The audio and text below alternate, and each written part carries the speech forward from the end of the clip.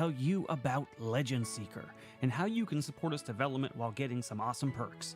By subscribing to our Legendary tier on YouTube or becoming a paid member on our Discord or Patreon, you'll get early access to all Legend Seeker lore and mechanics. This means you'll be among the first to dive into the world of Legend Seeker and give direct feedback that will help shape the game. But that's not all. Supporters will also be the first to playtest the system and will get exclusive invites to private streams where we discuss the game in detail. Your input will play a huge role in making Legend Seeker the best that it can be. Now, for those of you who love watching our tabletop role-playing game shows, supporting Legend Seeker comes with some fun bonuses for the casts. Here's how it works. If you are a Copper or Common member on Discord or Patreon, you can give a $20 benefit to a player of your choice. Silver and Uncommon members can give 2 benefits to 2 players of your choice. If you go the YouTube route, you can give a $50 benefit to a player of your choice. And for the ultimate support, Gold and Mythic members on Discord and Patreon give a $20 benefit to 3 players of your choice. You can choose from all casts across Moonskull. Every bit of support goes directly towards making Legend Seeker a reality. It helps fund the art, writing, editing, and eventual publishing of the game. So, if you want to be a part of this journey and support our shows, join our Legendary tier on YouTube or become a member on Discord or Patreon. We couldn't do it without you, and we're excited to build Legend Seeker together. Thanks for watching, and I'll see you in the game.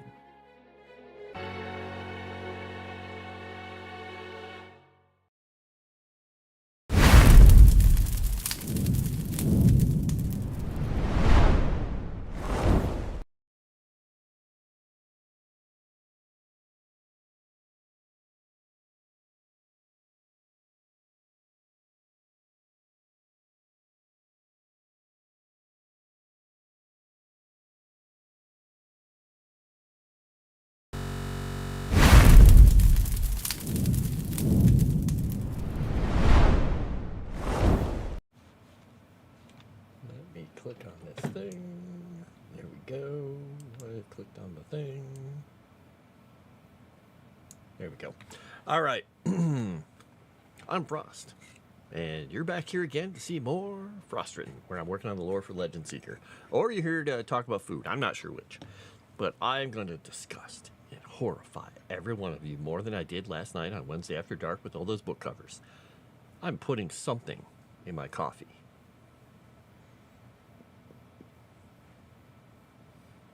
Does anybody have any clue what I just did? Anyone? Do you even want to know? You might not want to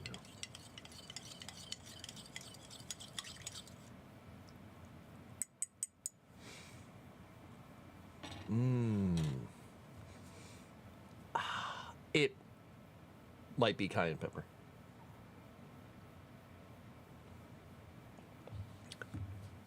Yep, that's cayenne pepper. I put a lot of it in there too. Whew. It's good for you. It'll do things to your body and your face and your brain and wow. Yep, that's a spicy one. Anyway, hi, welcome to Thursday. It's time to do stuff. I no longer have a Calvino on my lap. He abruptly decided, hey, I want to go outside. So I took out a couple of little cubes of ham and cheese because I was eating them as a snack. And I went out there and I forgot that Kibble was in here too. And she heard me walking towards the door and she's like, I'm going out too. And then suddenly I had Calvino, Kibble, Wolfie, and then that cat, that stranger cat, the little caramel colored one, like went boop over near the pine trees over there. When I came out and he's just running through the thistles and like I put a couple pieces of ham down and he was skirting the edge, so I tossed one towards him and he just stared at me. He didn't even look where it landed, so I tossed another one. Wolfie went over there and he is immediately like, whoa, what is this? Then he ate it and he's just sitting there staring at me. So either he is terrified of me and wants more ham, which is likely, or he thinks I'm his new best friend and he doesn't understand how I can produce ham by just snapping my fingers. So he might think I'm a wizard, maybe. But then he ran off into the woods, so I don't know. Grummed up blue pills? No. No, just cayenne pepper. That's all it is. Cayenne pepper. You're right, but I don't know if the cats know I'm a wizard. They'd probably just think I'm the source of all food and a warm lap to sit on. Maybe.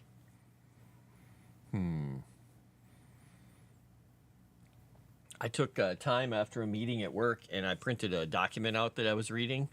And I went over and flopped on the couch and I was just laying there, looking up in it, reading. And that's when Kibble attacked. And by attacked, I mean she hopped down on my stomach and just laid there and was like, this is comfortable, and fell asleep while I was reading. And so I'm sitting there, not quite like the crystal ball image you had, Chrysant, but close. And I just set the paper on my face. And 20 minutes later, I was like, okay, didn't mean to fall asleep. Luckily, I was done with work for the day, but still, cats, they're really good at putting you to sleep. She was not happy when I moved. Because for a second there, I thought, oh no, I'm going to be late for the stream. No, I wasn't. I had another 15 minutes before I even had to get over here. I had plenty of time. She tried her best, though.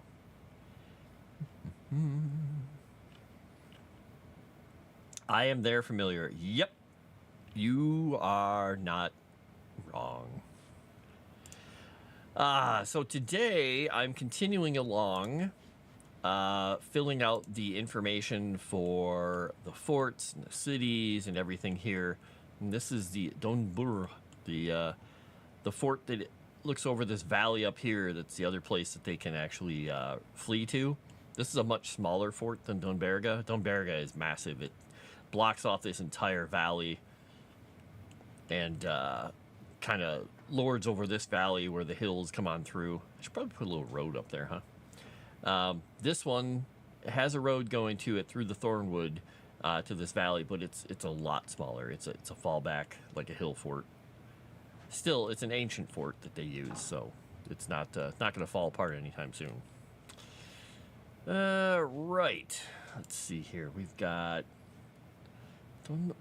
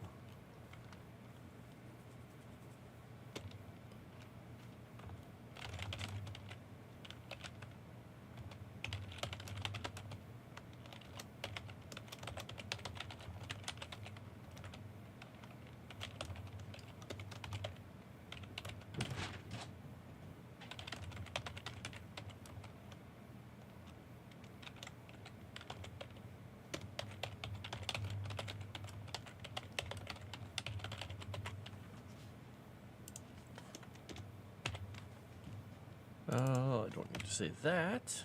We'll actually hyphenate that properly.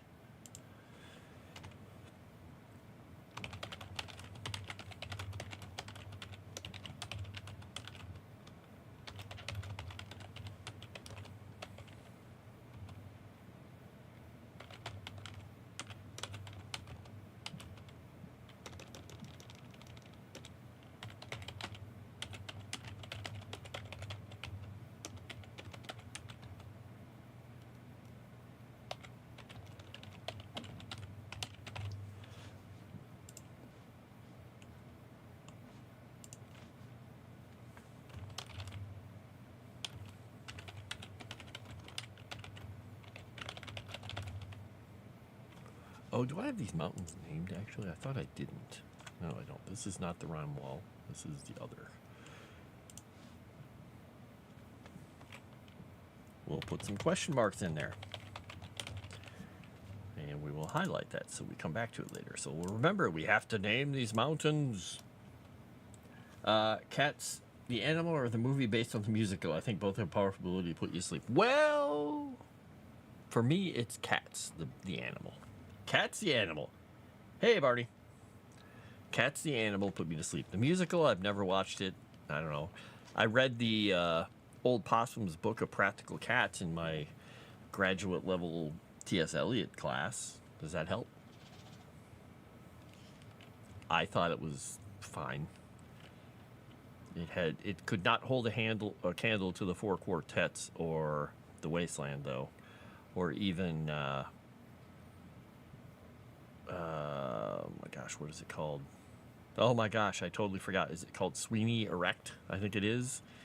And there was one more poem that was, well, Murder in the Cathedral, the play, but there's one more poem we did in that class that was it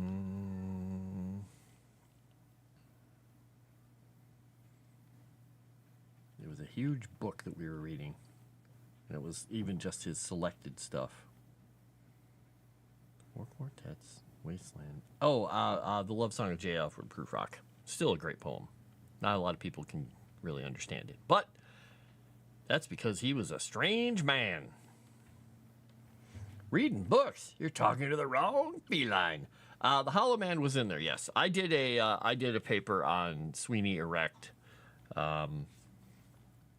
Because it was just such a weird poem. Immaculate Giraffe. But we spent a huge portion of our time dissecting and discussing the Wasteland. It's such a crazy poem. I think I love parts of the Four Quartets the best, like Little Gidding. Such a good thing.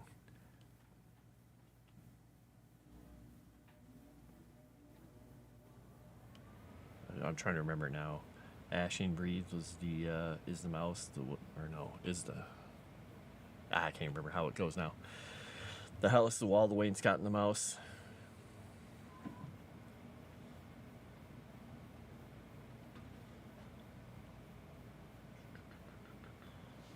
All right. Let me get my thesaurus going. I can't believe I didn't open my thesaurus yet. Thesaurus, why are you not open? Let's see. What's a good name for... or what's a good word? We gotta find... I'm trying to find a good name for these mountains here, but I'm not... Blah, blah, blah, blah, blah. Alright. So, we've got... that one doesn't... That's not going to give me any good... Rigid, steely, adamant. Adamant is interesting. I wonder if there's some good ones for unyielding. Undetermined, hardline, hard-nosed, immovable, implacable, inflexible, intractable, merciless, obstinate. The obstinate mountains. The pertinacious. I've got maculate in my head now. Wait a second. Ash on an old man's sleeve is all the ash the burnt roses leave. Dust in the air suspended marks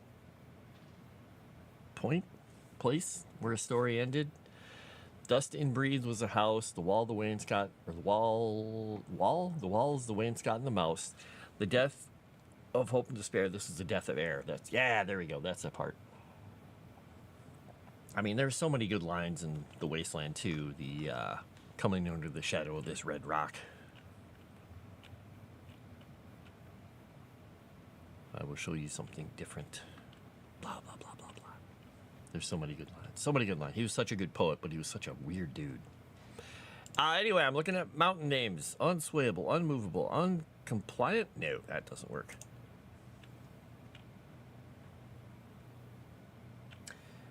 Yeah, I have some Berg words written down. But since these mountains are shared by other people, like elves as well, the name is likely going to be more general. And a helicopter's going over my house. Yay!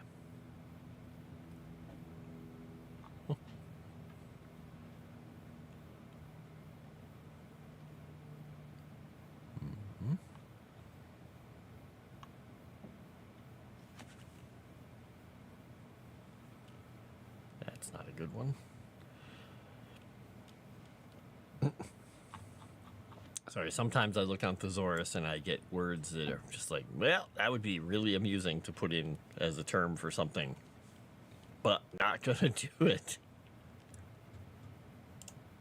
Not gonna do it. Rock Lake. Yeah, the Rock Lake Mountains. Everyone will go with that one. Did I just walk into Poetry with Frost? Yes, you did. I was quoting badly some four quartets by T.S. Eliot.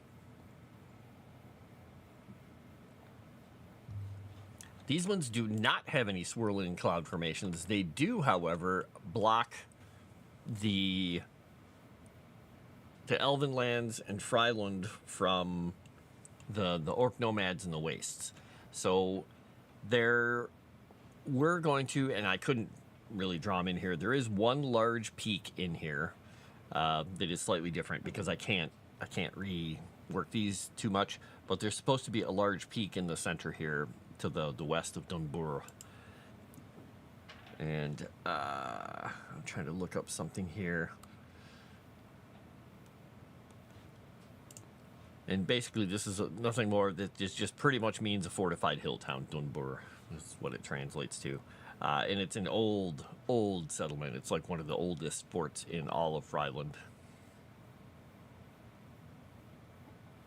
Huh.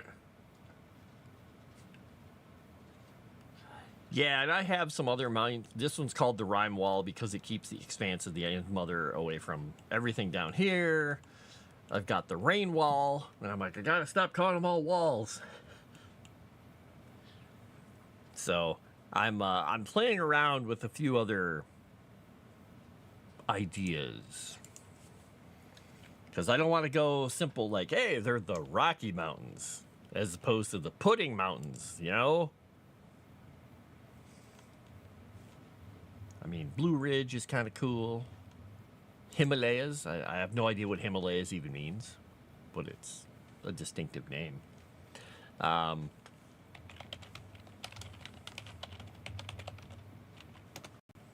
Let's see, when people use topography and type, okay, there we go. Blah, blah, blarb. Yeah, some of these are just literally named after the country they're sitting in, they're near.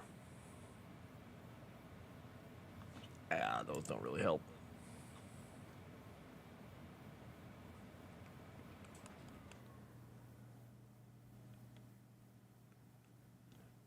Maybe I'll go with something called a ridge, or maybe they don't really look like crags exactly.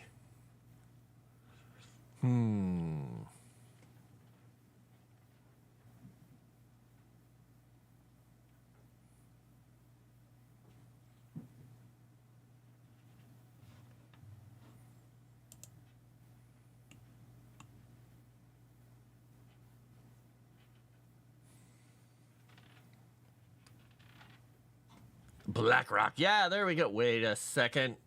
The gem-filled mountains are all over here, over near where this dwarven area is going to be. These mountains, the main thing that they pull out of them in the mines around the foot here is iron for these people. So that's why I'm kind of trying to go with something. I'm thinking maybe more utilitarian.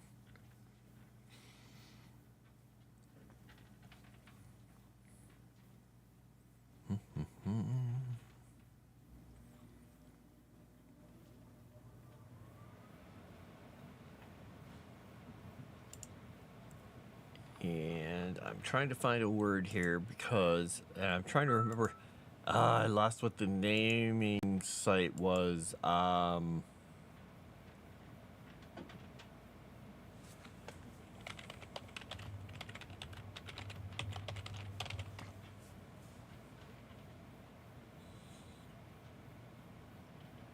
Okay, that's not going to help. Make sure that I just realized I have to have Discord sitting here in case Irudai or anyone sends me a message and I need to be able to see it. Where was I? I have my web page up. Where's my web page? I lost my web page. These mountains are not the tallest. The Rhine Mountains are the tallest. These are the second tallest. These are a different group altogether. Now, there's a smaller mountain range here, and this has some large peaks, but this, I think, is going to be the Crystal Peaks over here because there's a specific dragon that may or may not live in them. And it doesn't make a whole lot of sense to have the crystal things be here because it's waste, it's desert, and then this is the Elven lands here. And so this side of the mountains is going to be nice and green and wonderful. Up here, it is more taiga, and over here, it's like everything leached out in sand. So it's where a bunch of different plates meet, because that's obviously how the mountains work. But I'm trying to see if I can come up with something that's a little more distinctive, like, hey, we know it's right near where the elves were, and I'm trying to think of something ancient. Something nice and old. Ferris Ridge. Chris, will you put up the link for Streamlabs? Boom. Combine all the above. Yes.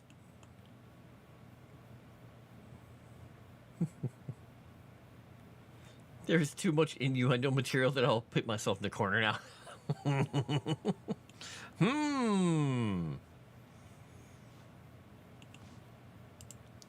Let's see here.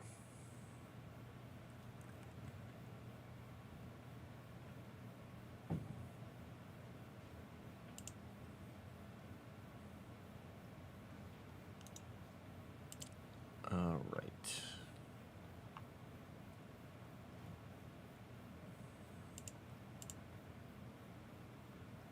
Oh, that doesn't seem to want to work. Okay. I clicked on a website to get some words, and it just says it's loading. Huh. I don't think it is, actually. All right, here we go. I'm trying to get a good list of mountain ranges that are in our world. And let's see what we got here. Oh, that's really hard to zoom into. All right. And there's a specific peak in there. Okay. A lot of them are called ranges. There's probably a rationale for why geologists and geography and cartography people call them a range. Central Montana Rockies. There's the Central Montana Rockies? Okay.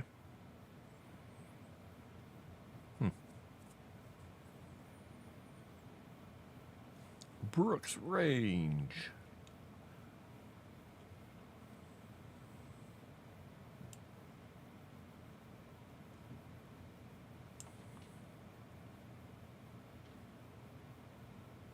All right, I'm probably going to hold off on this one because I've got too many names running in my head after looking at all this. But I've got it set to be called something. I just don't know what it's going to be called yet. All right, rather than spend the rest of my time doing this test on one question, I'm going to leave this question blank and keep moving on to the rest of the document. See, test-taking strategies paying off. Third grade strategy for the win. Huh. Oh, cottage cheese and pineapple together is actually not bad. Cottage cheese and peaches. Cut up peaches is pretty good too.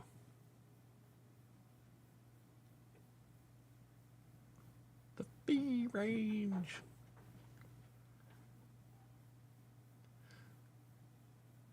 Yeah, I just don't know when because they're specifically, some ranges call it a range and other mountain ranges just call it the Highlands or the blah, blah, blah. And I was like, is it a certain number of peaks that make a range? Is it just literally just the local people are like, we call our mountains ranges around here?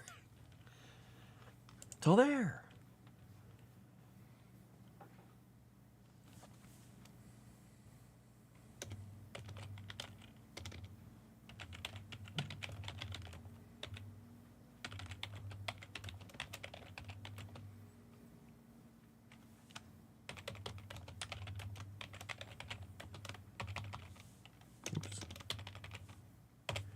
All right.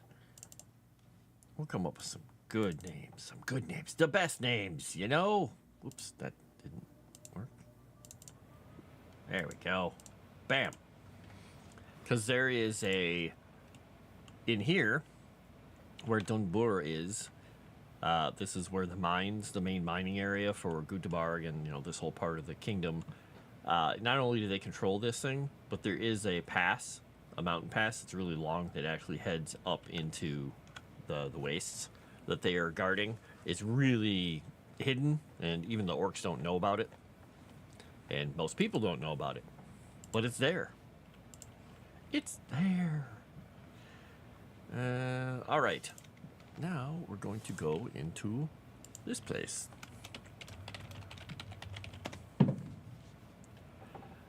Bop, bop, bop, bop, bop, bop, bop. Oh, that didn't work. What?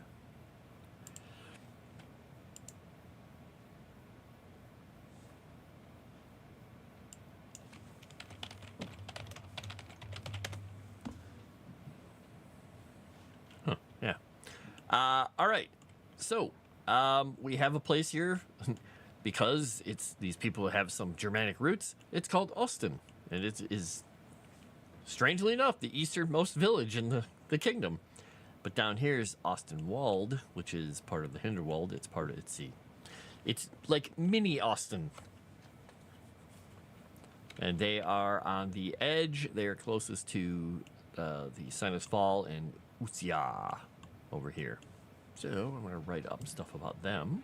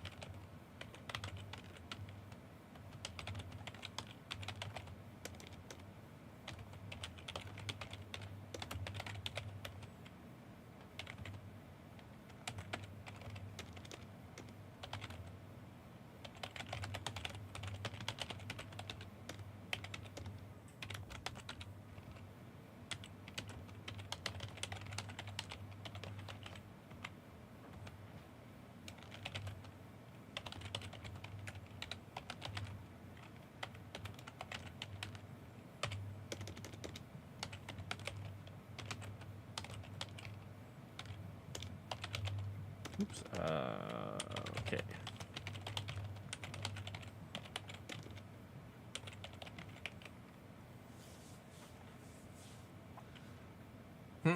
Trump Tower. No. I know. Fantastic, sarcastic.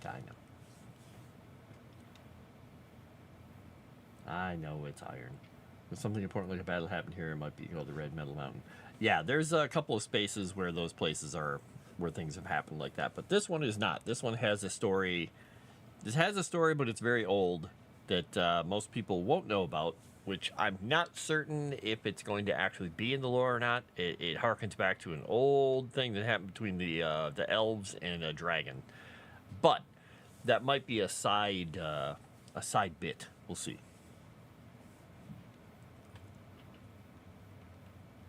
French have been here. How can you tell? And the red sand soil and everything, that is the entire area around Senna's Fall. That's where the Rivenmont and Clayton and the red. This is where the red canyons and the red rivers go. And literally, it has red rivers that flow out to the sea out here, the ocean, into the Godland Strait, because of all the iron and clay and everything that was changed and disrupted when she hit the planet back then. So her transformation, revealed all this, made it this amazing powerhouse of people being able to, to work on things. The dwarves and the humans are there. And Grix avoided it during the war because he was, ashamed and kind of revulsed by what he had done. Even though he's horribly evil, he couldn't bring himself to go there, so it became a haven. So naturally, people got there. There are a lot of natural materials, potters, and dwarves and humans all working with iron and all kinds of metals and things. It's an incredibly rich area, but it's also a tragic area, and that's why I have those cool pictures from the AI pictures I generated for that area.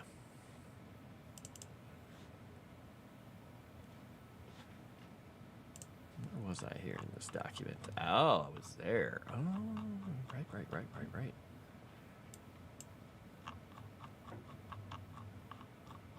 All right, where is my documente? There we go. Because I can, I'll pop that back up. Do I have an extra document in here? I had another one.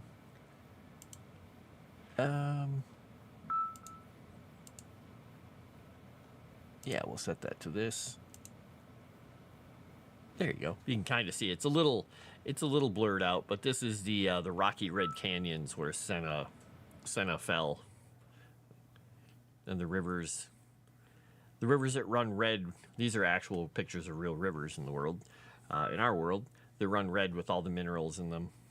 The minerals and the clay and all the oil, or the residual bits and pieces. But yeah, this is those canyons. Boom. But that's all the way over in the other area. That's that area. We'll talk about that a little later.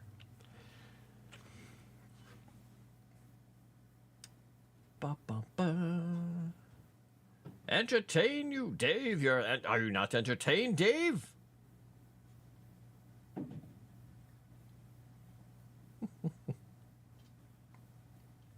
Yeah, and the thing is, I went with Free Lund as in kind of a take off of the mixing old Saxon words with the inflection of some of the Germanic roots for their place. That's why it's called Free Lund, and the Godlands are called the Godlands. It was just their inflection of land is Lund. Sorry, I have one whisker that is misbehaving here, and I'm trying to train it to go down there. There we go. I may have to resort to going and getting my trimmer if not, because it's itching my nose and it's really annoying me. It's literally just one little whisker. Stay, little whisker. All right.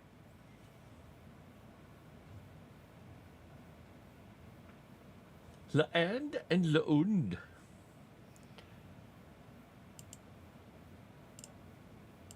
And I definitely want these people to, because the reason that I chose these people to be kind of like the center of the whole place is I wanted them to be the most capable, the largest, and the most. They're kind of like the human kingdom on the main Godlands, and they are called Freeland because they are incredibly protective of their freedoms. Because once they used to be under Agrium's rule, they don't like that. They do not, and they remember. They did not enjoy it. It was important, it was necessary, but after being left to their own devices, they have a lot of prejudice against the Agrians. All right, so Austin, the easternmost city here, it has its own little fort. It's a major trading post and border fort which guards the eastern roads. The ferries here are dwarven made, so the ferries that go across the river here are dwarven made because, well, the dwarves are up here, and the dwarves actually work with all these people. And they go back and forth to the villages of Senna's Fall constantly. They just cross the river there at the fords.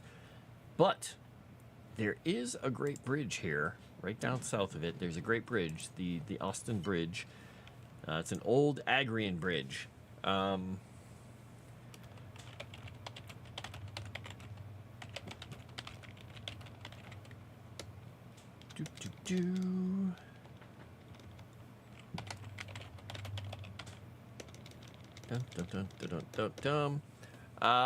Let's see. The Great Bridge of Austin is an ancient Agrian construction.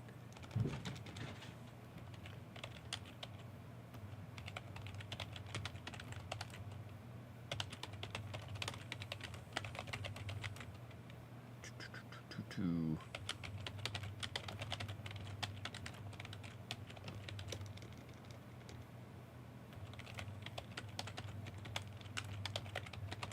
It's hardly large enough to handle all the trade on these roads alone. So it's a good sized bridge, but it's not big enough to do all the work. So I mean, it's right by it, so you can take the bridge or you can take the ferries. The ferries will get you across the river a lot faster if you're hauling cargo.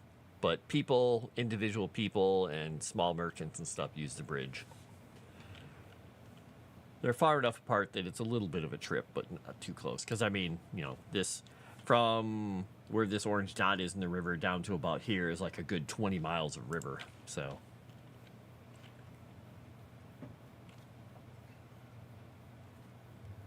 boop, boop, boop. It is seldom that Frost is annoyed. Well, I could be annoyed.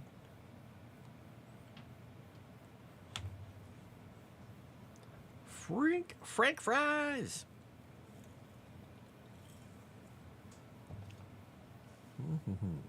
Oh, I took a sip of that Coke and I was like, well, that tastes weird, because I thought I was picking up my coffee. I wasn't paying attention. I'm like, that doesn't taste like coffee with cayenne pepper in it. Weird.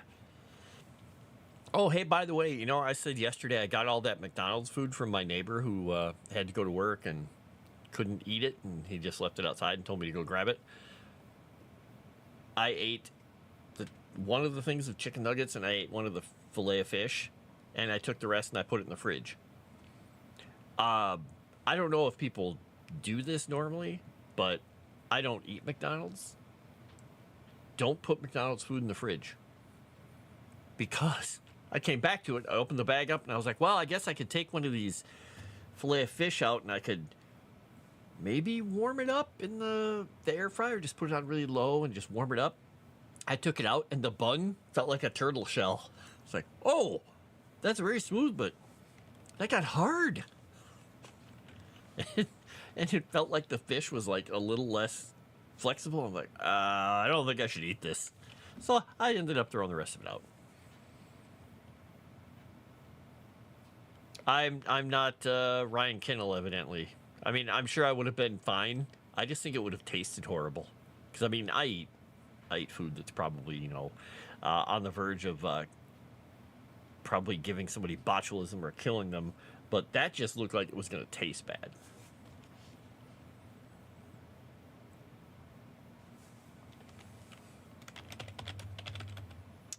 Da, da, da, da, da.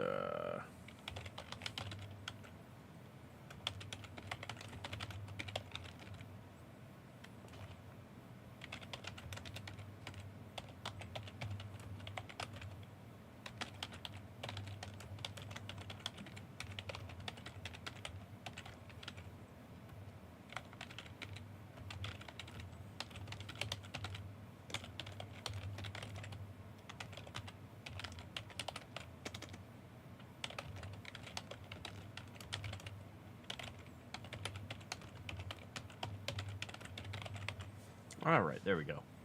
Honestly, not a fan of the fillet of fish. I don't know. It tasted like fish, the one I had yesterday. It just didn't taste like good fish. And now my nose feels like I've got to sneeze because of that stupid one little hair. I don't have Kleenex around. I have paper towel. That's my napkin of choice. McDonald's food might not be food.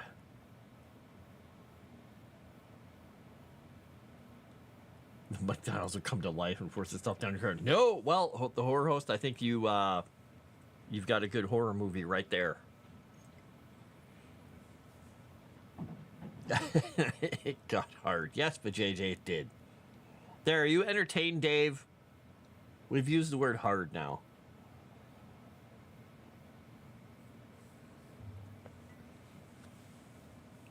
Yeah, I mean, the good thing is I believe the meat is made of meat substance-ish. I think. I don't know. If I get a burger, I'll usually either just make it myself or I'll get it from a place like Five Guys or something like that, where they're making actual burgers. It's easier. I just don't have any hamburger thawed out right now. Or I would have made burgers for dinner. So instead, I had pastrami sandwiches. Ish. Food-ish.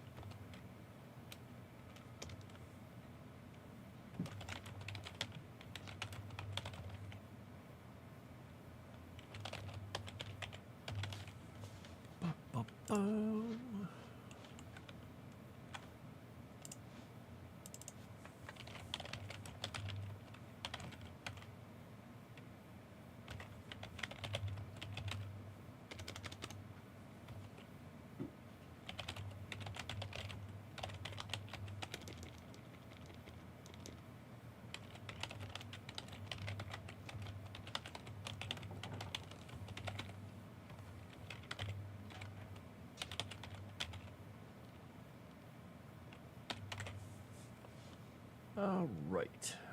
Well, okay.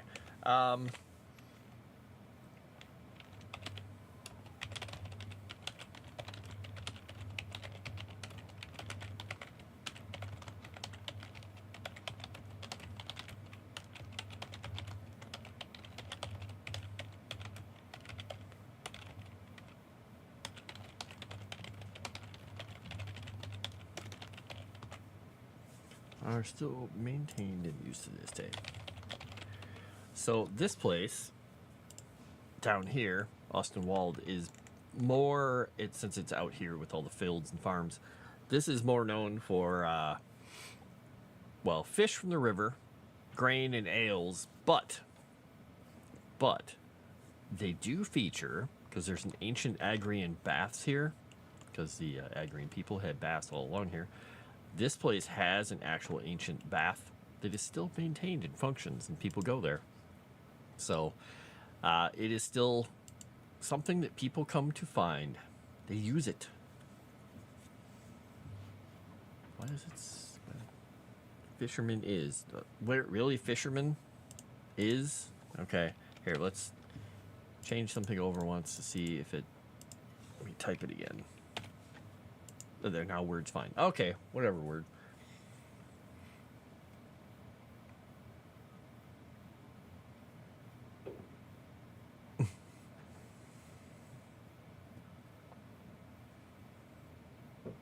Not entertained yet. Work harder.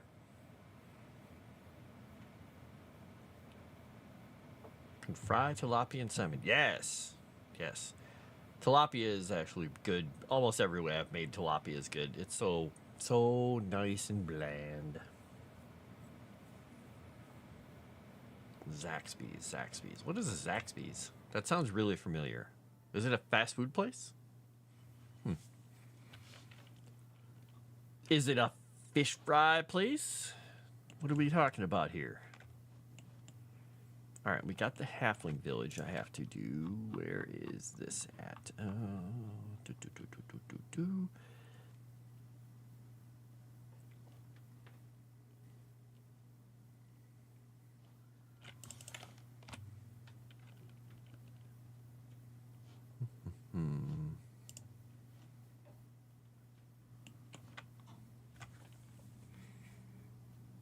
All right, this one, because we're renaming this place. Let's go find out. I gotta find a word here.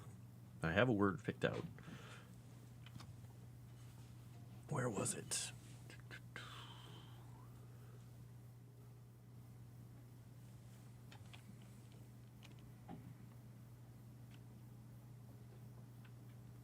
I'm trying to find where I wrote something in here. Now I gotta refind it. I've written a lot in this section here. Okay, that's the harbor.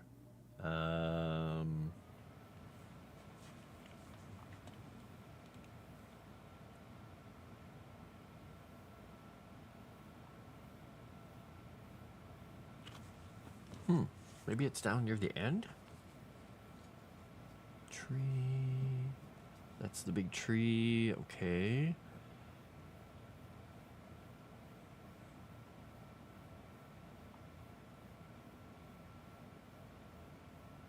Ah, that's why. Okay, there we go. All right, now I'm not as confused as I was a moment ago. All right, we'll go with then.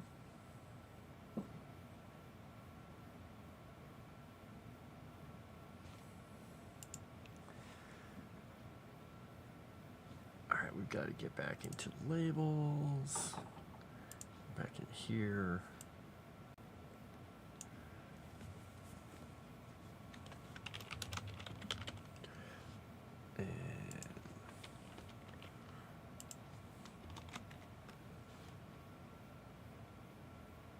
Oops, that's not supposed to be done. What did I... Wait.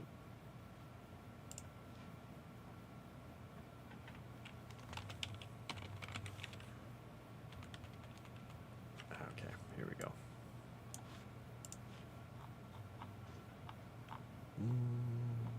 Where did I put it? There we go.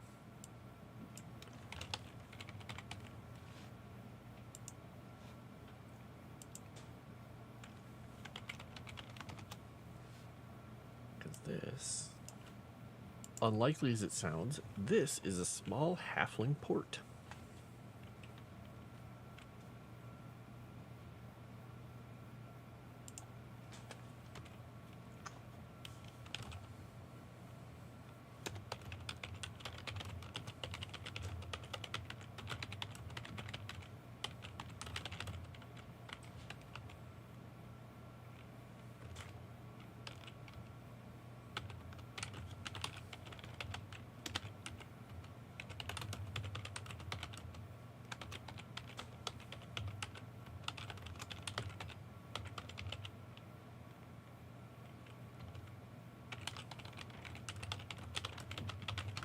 Okay, there we go.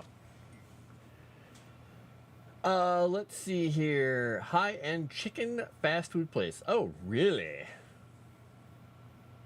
Oh, nice horror host. Nice pan-fried chicken breast marinated while at work. High-end, make me laugh some more. Uh-oh, Dave's coming in with some fire. He's coming after Zaxby's. Okay, slightly more expensive. Most stupid cut of a chicken, in my opinion. The chicken breast, I like most cuts of a chicken. I like chicken thighs a lot. They're really good.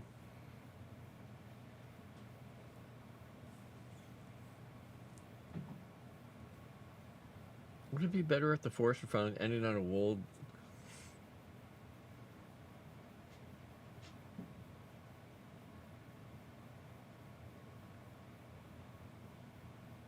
Would it be better if the forest in Fryland ended on Wold like Hinderwald, since Hinderwald is listed in Wald as forest in German gets you? Yeah, right now I have Hinderwald. I have the Thornwood, which I might be changing to Thornwald because it used to be Thornwald, but I changed it. And I have an actual village called Wold because it is in the forest. And this used to be part of the Hinderwald, but now it's actually cut up. And I had, where's the other? Oh, no, I did take the other forest out because I started naming everything and I had too many names everywhere. I had to take them away. So I may end up going with the uniformity again because I started doing it over in the Kiru part, and then I took all this stuff out because I was like, no, I'm going over the top. So I do have a note for myself to decide whether or not I'm going back to Thornwold. Because the other thing that I've been doing too is when you see all the names of the places across the Caustic Strand, they're all very Latin-esque. And I have their old names and I have their new names. Because Efor used to be called Aquae Ephori because it was a port and it was an actual water-based city. And Aquae Sulis, Aquae Savis, Aquae Dubris, and Aricium is later. And Porta Castra used to be called, it has a much longer name in the old Agrian's speech. So it's all possible that it's all going to go back to those names. Oh yeah, here. And you can do, oh, you can't see it here. I have the Thornwood written here. In the document, it's called Thornwold. It's the largest expanse of dense and twisted old forest in all of Fryland. This is a wild and untamed domain, untouched by man or elf in centuries. The elves rarely cross the river to these woods, preferring to honor their treaties with the once Agrarian nation. Rumored to be the home of more than one dragon, as well as a tribe of kobolds that purportedly serves one of the great beasts. Why is that complaining? Thornwold is a sacred place to Arendor. Yep. Yeah, so I could just go back in here and change it because I already changed it in the document, or I had it. That's the way I had it in the document. This used to be called the Greenwald, but right now I have the word Greenhaven in here. I'm like, if I add it, it's gonna be fighting on top of it. So I'm torn whether or not I'm going to rename these and put the names on here. When we get somebody who's doing art on the map, they'll probably have a better idea of how to actually name these things and get the names in the right spot. I do want to do another version of the map where I put the borders in as well. I think I might have shown you guys one of those once. Because you can do a region, you can go into a place, and if I say I want to make a border, and you go boop boop boop boop boop boop boop boop boop boop boop boop boop boop boop boop, and then you solidify it. You can say that is Fryland. That's not Fryland, but it's, you know, I could do that. But I haven't put those in because they don't have a good layering scheme in this program. You can't put those in a layer and hide them and turn them on and off. It just doesn't exist in this. You can put them in a layer, and then you can say the opacity's off, but then you're turning all of them off. You can't turn them on one at a time, so it's kind of annoying. Kind of annoying, I'm just going to say. Kind of dumb. Program's got some issues here and there. Just a couple of them. I thought I actually took a screenshot of that once, didn't I?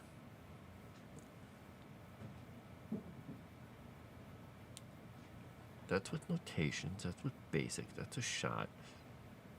I could have sworn I took some pictures of it with regions. I guess not.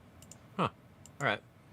Because I started working on them, but then I took them all off because I couldn't work anymore.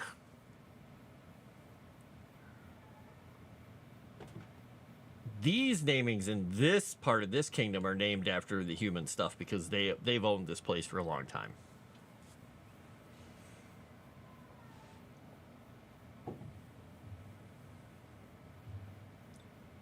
Disunity in naming. Yeah, and this is not exactly German. This is a fantasized version of Germanic and Old Saxon and a little bit of an influence from the Agrians, but they renamed some of their stuff back to what they wanted it to be after the Agrians left. Exactly, and we do have multiple names. Some of them are in here, but that's cool, and that's fun, and that's really great for world building, and that pisses off players and confuses DMs. So putting them on the map one way is the way to do it. When I put that stuff into the notes in the book, that's where you get the cool stuff. But 99% of players and DMs will never see or care about that because, let's be honest, when people read a lot of stuff, they'll be like, oh yeah, this place is called Fryland, this is Göteborg and Dunberga. They have no idea why this place is called Dunberga. They won't know about the warlord that the Frylanders actually overthrew that used to run this place. This was his fortress to hide out from everybody. They won't know why they called these things, why Einstock is Einstock and Wold is just called Wold, and Dunhofen and Hoffen. Oh, this is supposed to be Hoffenwold. It's in the document that way.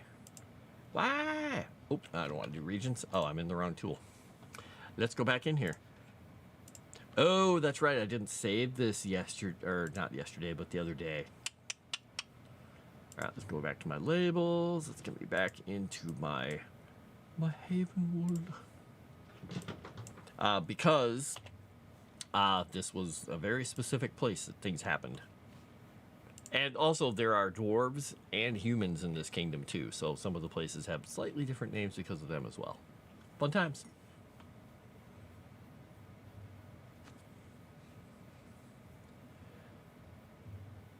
The salts and the vinegars. No, you can't have the saltses.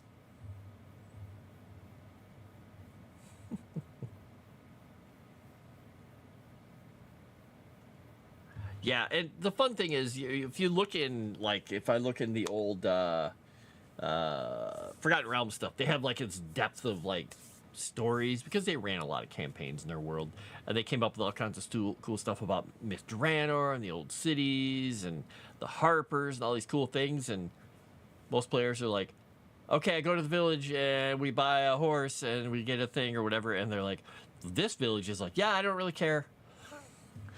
But I mean, if you read about the villages and things in Tolkien, you know, they really go deep into them and talk about stuff. And I've got a lot of history since I'm writing that story for the Nuggets of Nya. It's Greenhaven is the city they're going to at the beginning, and it's a fun place. And it used to be called Greenhaven, but then it got called Greenhaven, and the name stuck, and it's now Greenhaven. So, yeah, fun times. Fun times, maybe.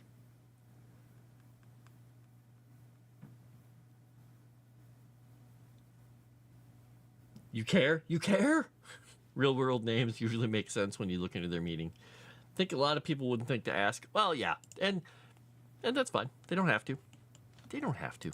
It's okay. I don't think. Do I not have this on my list here?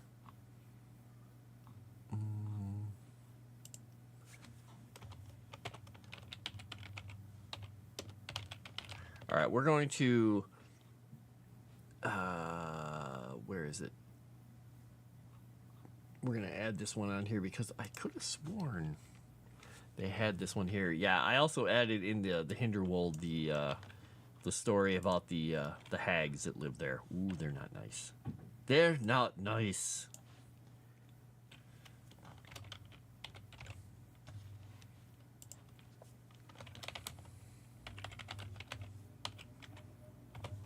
What was I writing about this one? Oh, the Hoffenwald. Wait. Yeah, that's supposed to be Hoffenwald. Why did I change that? Oh, I know why I changed that. Oh, okay, that's right. I'll have to decide if I'm going back to that one. I'll have to decide.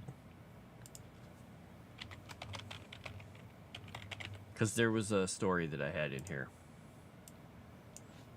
Boop, boop, boop.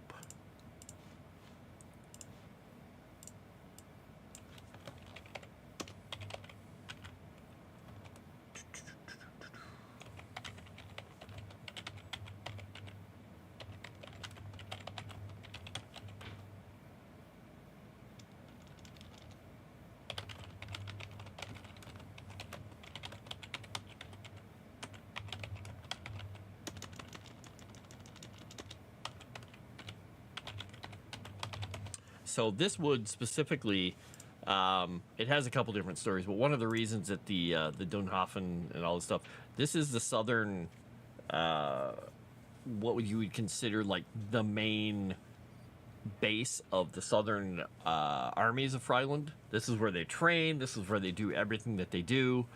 And this is also in this little harbor here. They have this massive port because there was an Agrian port here.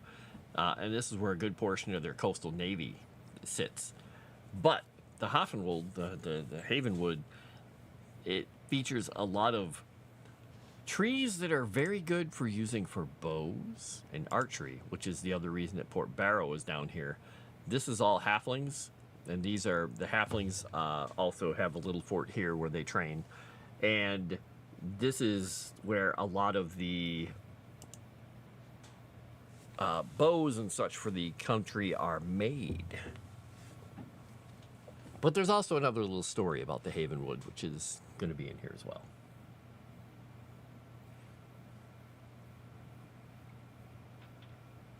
Wall was used in German for a bunch of things. Yeah, I know. It's used a lot in Saxon languages and stuff, too. Oops. I have to blow my nose quickly. So I'm going to subject you all to it. I'm sorry.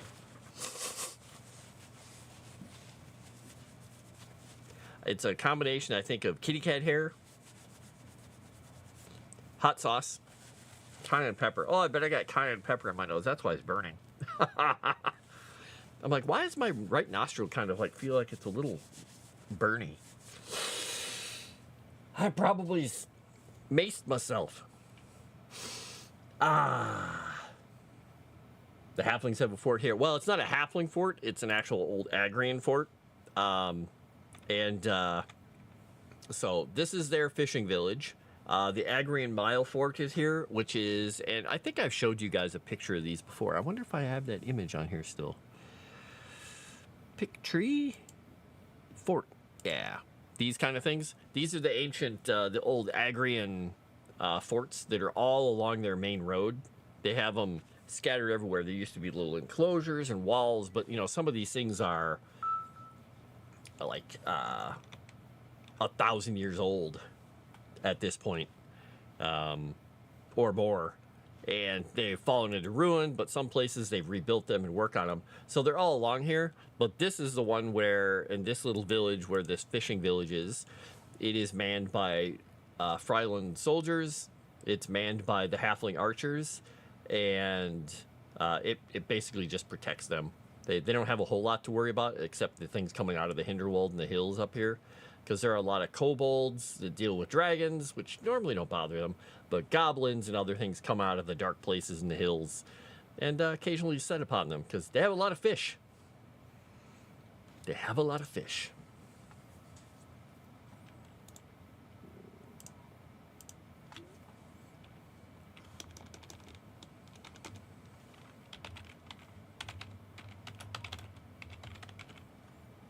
Have you ever read, what's his name? Dennis McKiernan, I think? The Iron Tower trilogy, or the Brega Path, or those things. They're complete rip-offs of Lord of the Rings. But he does a fun version of them. And in there, he has the halflings. They have, like, big eyes, but they're called Woros. And they are short, tiny little creatures that are like halflings, basically, but they're amazing archers. They devote their lives to archery. And they're kind of fun. They're a very different take on things, but they're such a rip-off of Lord of the Rings. He does a good job of separating them later. And the Brega Path with the dwarves has some fun little story bits and stuff that go on. Because dwarves have a racial memory of every step their forefathers walked, and so they can recall every path that their forefathers ever walked, which is very interesting. Hello, Cajun Corey. Halflings adept at using short sword and quarterstaffs? Probably, maybe nickel staffs. I don't know. Yep, hot sauce in my nose. Not a good idea. Whew. Could the halflings see over the wall and through the holes? Hey, they've got boxes everywhere. Didn't read the Iron Tower? Yeah, you should. They're really small books. They're really thin. They're like, maybe this thick, like the thickness of less thick than my thumb. They're quick reads, but they're kind of fun. He does a good job of making, the story move along quickly, and they're fun. And they had some really good art. The guys that did the art for them just knocked it out of the park, I think, for those books. They were so derivative, though. So very much so.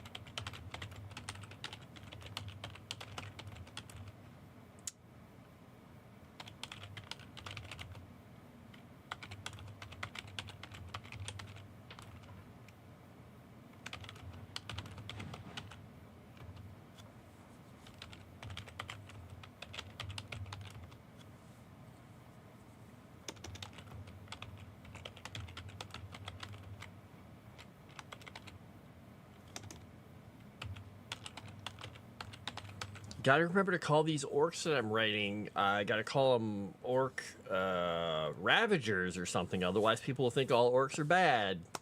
Oh, wait.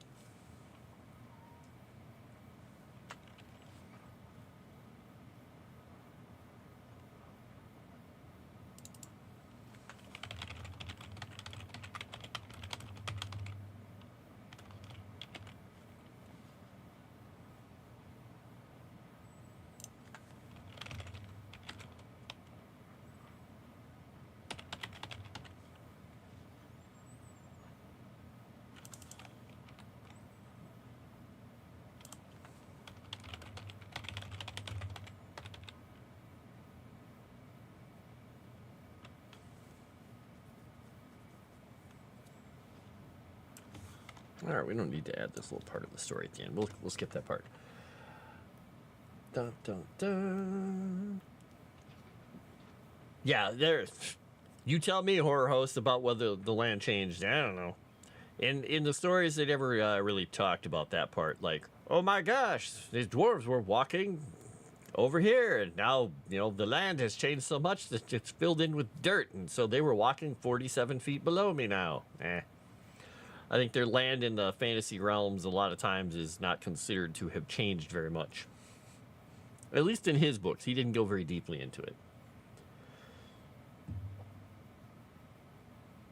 Look for the art and probably take a listen when I find a good audiobook version. Yeah, I'm sure they probably did one. But the Iron Tower trilogy, the Braga Path, and he wrote a bunch of other books too. Like later on, he actually got into writing, some larger books in the series, and they weren't bad. There's some horrible stuff happens in them. Like he doesn't hold back on killing some of the characters. It's like, oh, what did you do?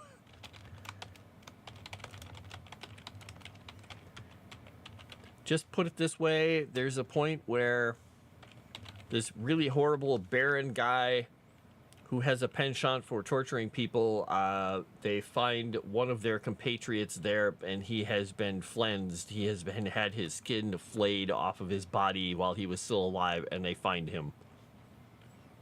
So, yeah. Gross. Yeah, I think the Iron Tower trilogy, the first one was called The Dark Tide. Yep.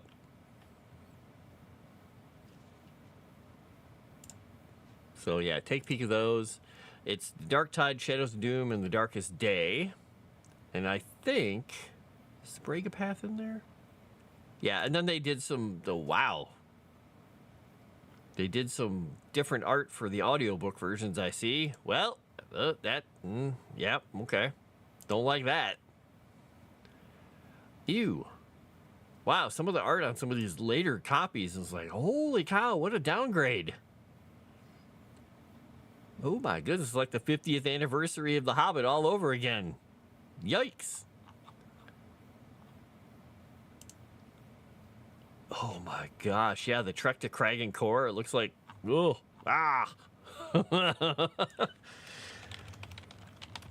It's not as bad as some of those ones that we saw last night in the Wednesday After Dark thing. Nope. Yeah, the other one's called the Braga Path. Yeah, they're just, I don't know, I just really like the art they did on those. Boop. All right, orcs are pretty bad. That's how they became orcs. Oh yeah, I mean, if you read the old stuff, when they're like the stuff they did to the elven warriors, they're like, hey, we're gonna totally chop this guy up into pieces and put him on our banner and walk in front of the orc or the army and show the elves, drive the elves mad. Deeply with the dwarf. Yes, yes, yes. Guy's gonna have one heck of a scab. Imagine the itch. I don't think he survived the JJ. I don't think he survived.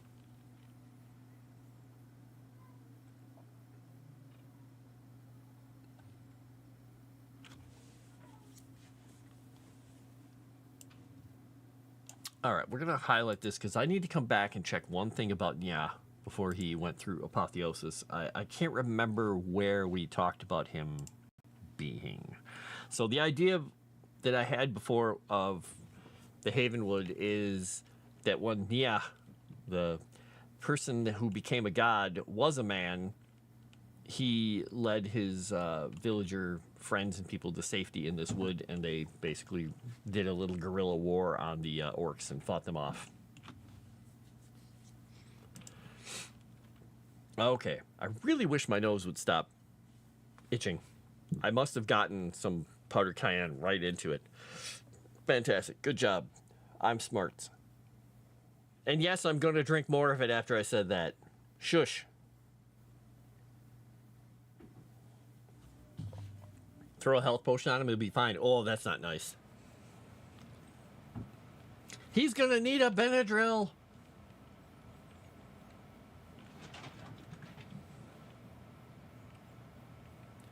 Ba, ba, ba. Run, cats, run. Do your thing. They're just having fun up there. All right, so Göteborg, Aldholm. Do I have anything else that I have not named in here that's important right now? I haven't named the northern fortresses, and I got the mountain name going. Aldholm is down here. Oh, it's stuck. And there's some more stuff in the middle of the area, but it's underneath the words, so we're not worried about that yet. All right, so we got that covered, and I still have a whole bunch of extra little names and things. After that, how about I put a word in there to make that sentence make sense? All right.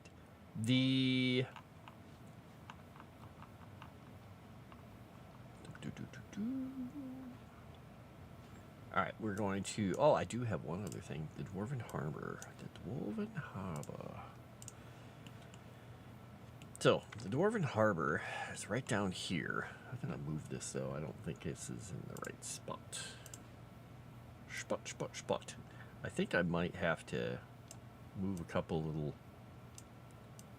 little trees around here, so I can move this. You missed a tree. We're gonna just move you. You're gonna go be part of that forest now. So the harbor is gonna technically be down here, but we'll put it closer to this edge. I'll eventually paint this properly, or I'll let the artists make their new version of the map, whatever. But I have to put this down here.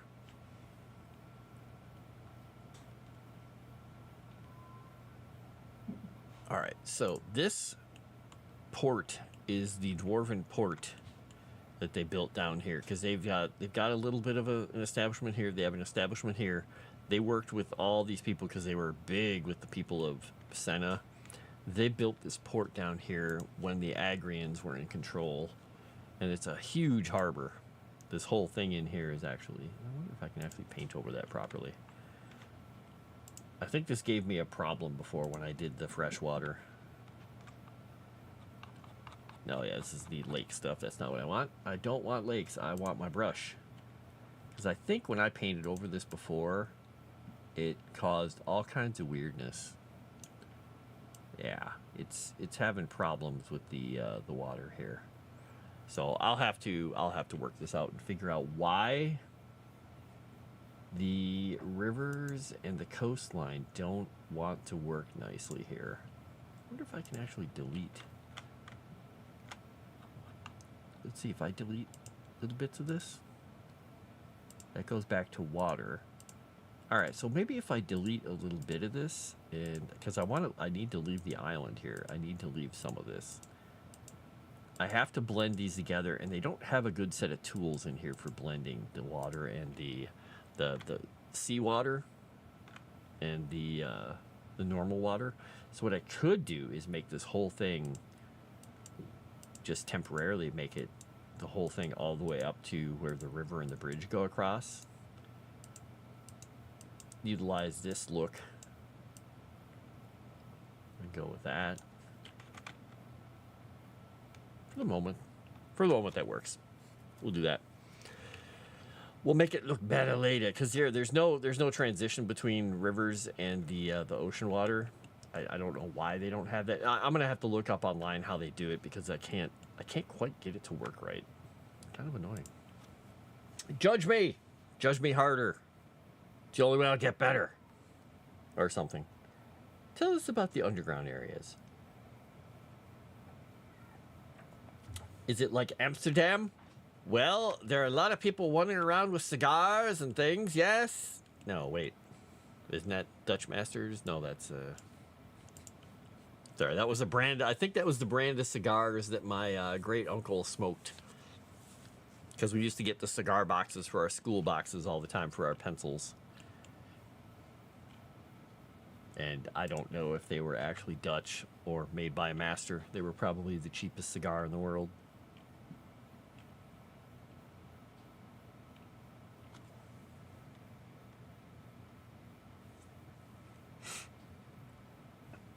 All right. Yeah. So I've gotta think about this port, because they've got their harbor, and they've got their port, and this is the one that they built prior to the Godkiller War.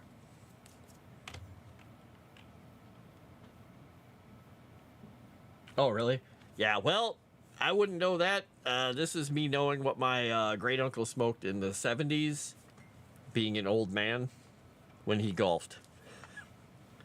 And we always had the little boxes because he smoked a lot of cigars, and we always had a lot of boxes to put pencils and stuff in.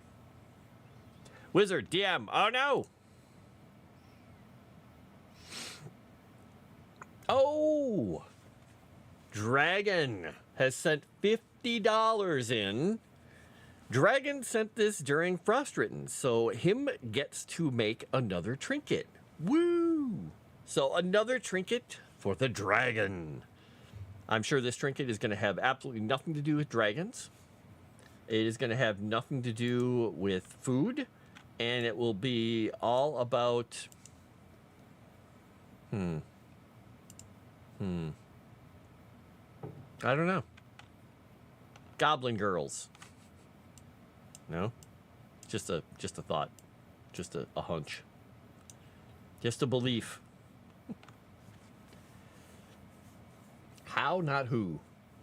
How is he spelling Senna? Another game I play as a princess warrior named Senna in it. Right now it is literally just called Senna. But there's nothing new under the sun. If I had $1 for every time somebody used the name Jacob in a book. True neutral angels. Well, here's the thing. True neutral doesn't exist in my world. There is no such thing because everyone has an impulse. And anyone who tells you different is trying to sell you something. Like a bridge. Though, I mean, people try to go true neutral. They like to get to that point. Which reminds me, next time we do a... actually, I probably won't have time. I'll have to do it before then. I have questions for Erudai about the monks, the Saren monks. Because I don't like monks in games, in Western games. They make absolutely no sense to me. So I generally don't use them or allow my players to do them unless they have a really great reason that we can actually work up. Because they are the wrong flavor. They don't make any sense.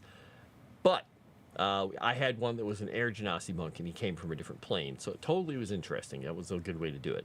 But we have the Saren monks, and I have to ask them some more questions about where they're coming from. Because right now, I have their place up here in the rain wall. They have a secluded area up here that is well north of all the barbarians. That is where one of their facilities is, one of their isolated places they live and train. But I have to find out because I think anybody from any race can become a Saren monk. I think. So I think technically you could even be like a dwarf or a halfling. So they'd all have to travel to go do it.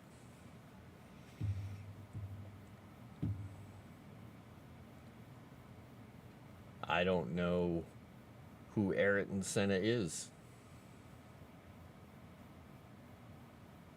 I know nothing about F1 because I caused controversy at work because somebody was talking about F1 and I said, "Oh, the fancy, the snobby version of NASCAR." They're like, "It's so much more than that." And I was like, "It's still driving around in circles and stuff and going places. It's not a sport. It's driving."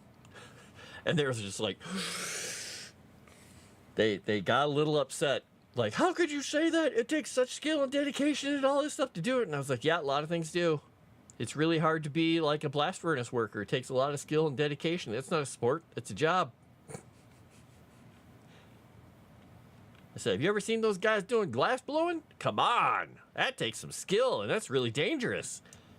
They're like, no, it's not even the same thing. It's not competitive. I was like, yes, it is. They have TV shows where people compete glass working. It didn't... The conversation didn't go very much farther after that. I have this ability to push people's buttons. Chrisant, did you know that? Did you know that? The snobby version of... It is a snobby version of NASCAR. Come on. The NASCAR guys get out of their car and they're like wearing a baseball cap. And they're like, I'm going to go home and hang out with my wife and shoot my shotguns and blow up some pheasants. These guys get out of their cars and they're like, bring me a sparkling champagne that is made from the Champagne region of France, because otherwise it's not champagne, and some foie gras. Darling. My name is Jacques. I drive in circles through streets. They do drive on streets, which is different. Kind of fun. Their cars are pointier. But still. Like I said, I have this capacity to anger everyone. Sometimes they turn left as well. Yeah, they definitely go, because they go on actual streets and things, so yeah. You push buttons? Get out of here. Oh, horror host. Oh no, I don't want to learn about F1. I just want to pick on it. Learning about a thing. It's so much easier for me to just make generalized statements that may or may not be true, but sound kind of funny. First season winner was bullshit. Well,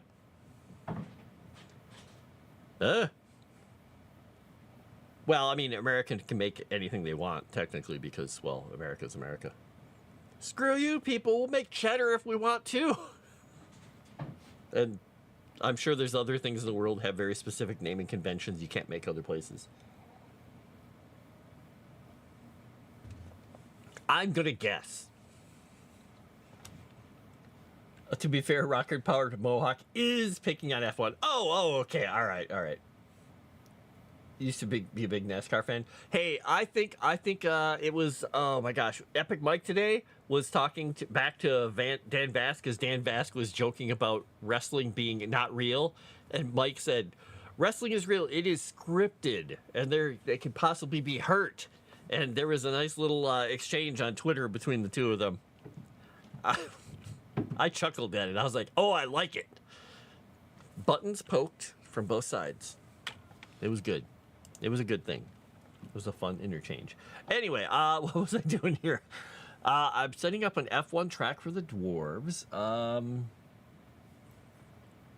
By the way, okay, here's a question. Why is it called Formula 1? Is there Formula 2 and 3 and 4 and 5? Or is this just, they just started with the first one and they're like, we don't need any other formulas? Is this like Final Fantasy 17 all over again? No?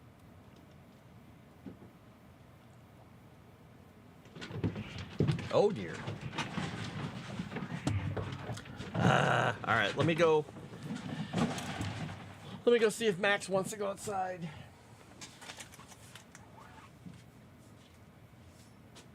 Max, what are you doing, buddy?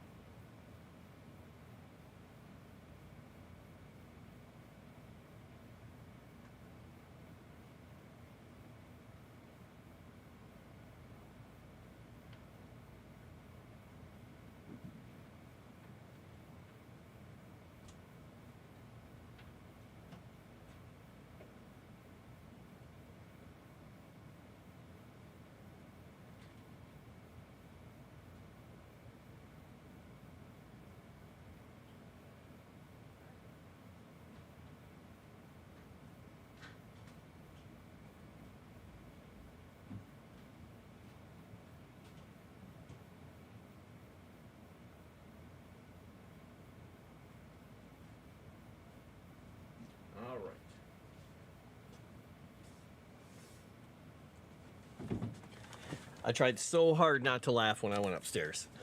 Oh my gosh.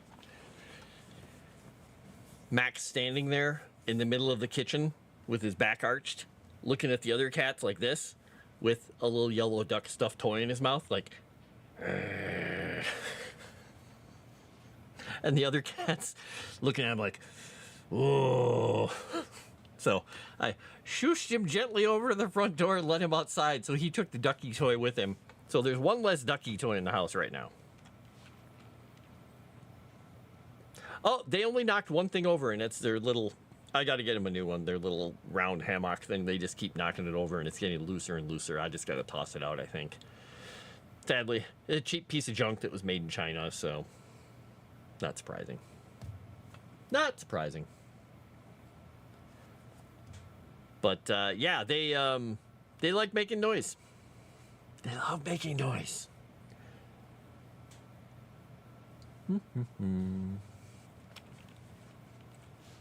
And I'm sure now that he's outside that Graham is going to think, hey, the guy who steals the duck toys is outside. I can rampage now. And he'll probably just start running around. He's pretty good at like that. He's a happy cat. He's just a crazy cat. Hey, by the way, that means we're only $50 away from the goal to have Cowboy swoop in. I keep saying swoop in to save the party on Star Wars this weekend. Whoa! At least I think we're at 250, right, Chrysanth, out of the 300. Thanks to the last 50 that Dragon Noodle Soup just sent. So, here's to the dragon, the noodle, and the soup. We're gonna slam the rest of this. If you guys can do another 50 by the end of my stream, which is a half an hour from now, I'll make myself a fresh cup of coffee, and I will throw, again, this is technically hotter than Da Bomb by a lot, a big goopy portion of this into my coffee again. Even though I just finished a cup of coffee with cayenne pepper in it. Because I don't want them to die.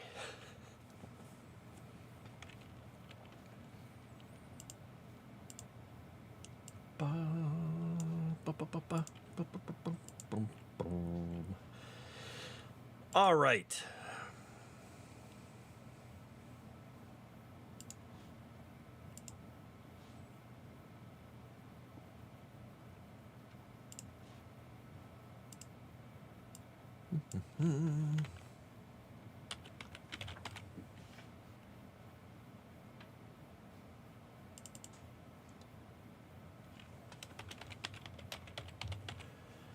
All right.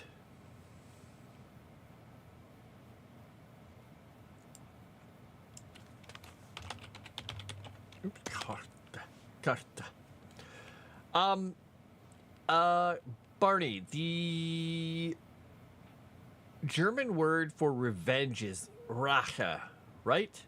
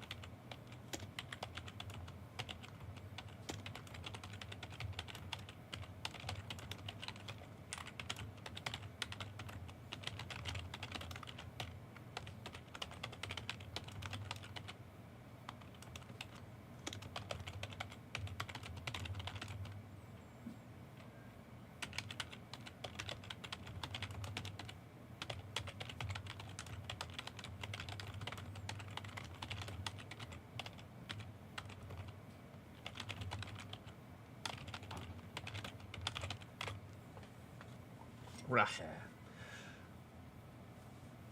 Okay, so this is the harbor And the reason I'm using that name is because this is a port that was made by the dwarves. It used to be called Cart.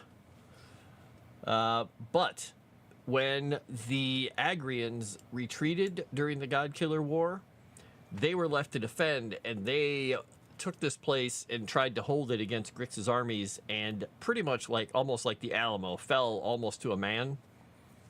But they managed to stave them off long enough that the dwarves actually could back them up.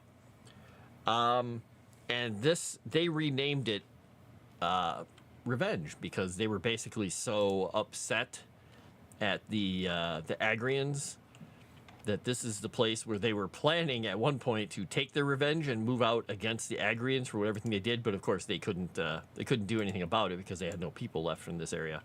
So it is sort of a philosophical name to them because it was supposed to be revenge, but it's kind of an old sore spot. But the dwarves retained the name in honor of all the horrible things that happened to everybody there, and it still inspires the people to this day. But it's like I said, it's a sore point. All right, let's get that name in there. Labels. Where's my labels? 16 and 5.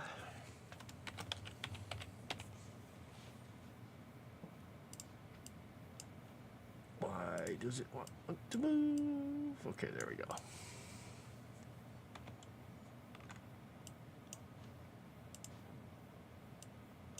Wow, it does not want to move. Huh. All right, so we're going to move it up a tiny bit here, and I think we might actually decrease the size of this a little bit.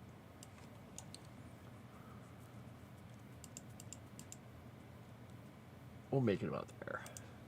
There we go. I don't know why it's not giving me my controls when I do it that way. Huh. Yeah, it's not giving me my move controls for that. Okay, well, whatever. It's Port Revenge, or the Revenge Harbor.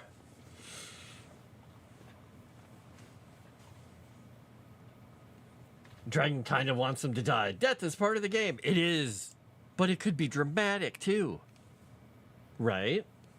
Maybe. All right, since I don't have a cup of coffee at the moment, I'm going to have some more of this.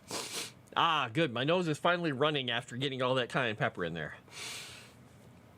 Ah.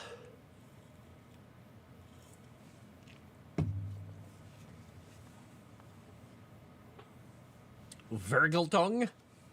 That one doesn't roll off the tongue.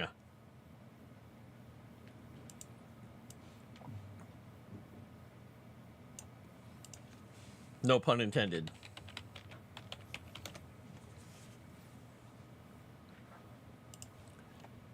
All right. Where am I at here? Where's my thesaurus? There's my thesaurus. Okay. And okay, so we got all of these. Okay, this says the lighthouse, ever burning signal. Warning, ships off the rocky coast, so the dwarves don't sail as a rule. They have fashioned a magnificent but small harbor here with enough room for several other ships to be moored at once. Okay. Ba-ba-ba.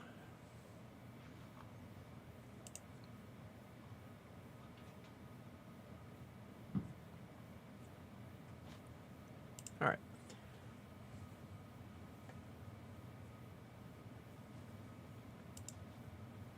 Gelt and guild, all these money words. Boom. All right, so we get to the next part of this. If we go here, I am shocked that they have kept quiet since I let him outside, because half the time when I go up there and break up the argument over a toy or something, they're like, okay, he's gone. Let's get back at it. But they didn't. Okay,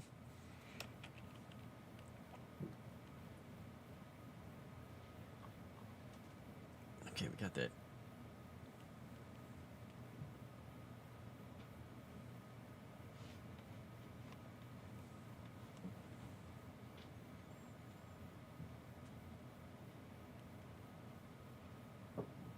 Oh, did Dave donate? Did Dave donate money? Human money? Wait, did he donate? If he... Oh, no. All right, let me go make a cup of coffee. Dave! You're a man. Well, I was going to say, you're the man. You're also a monster, Dave. Monster! All right, let me make a cup of coffee. I'll be right back.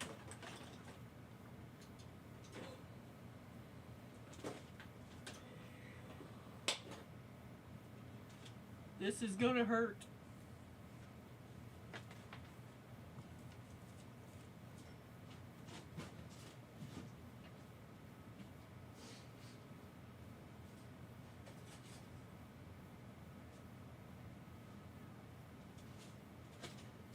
Well, you know, the coffee gets made faster if I hit the button.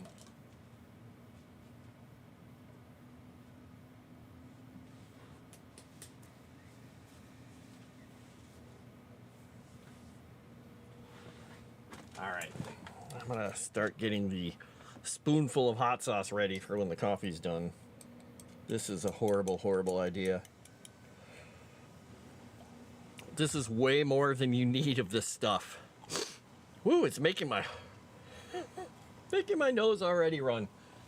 Now, in the time it takes to make the coffee, this may burn through the spoon. I don't know if you can see that.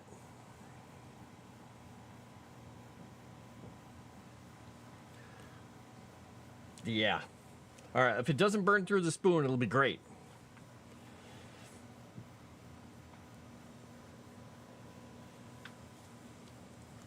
You want a coffee with hot sauce too? You should do it.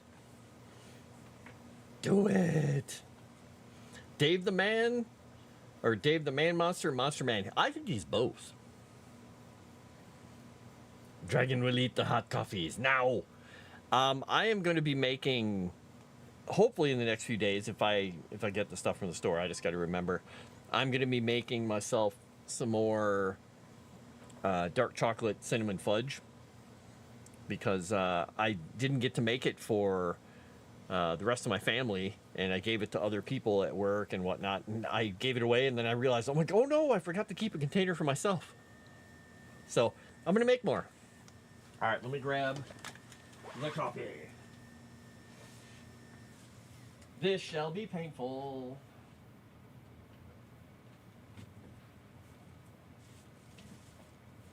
The worst part is this is a fresh, like super fresh cup.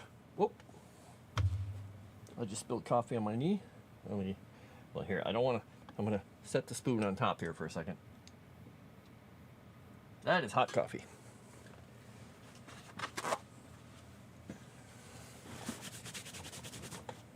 Okay.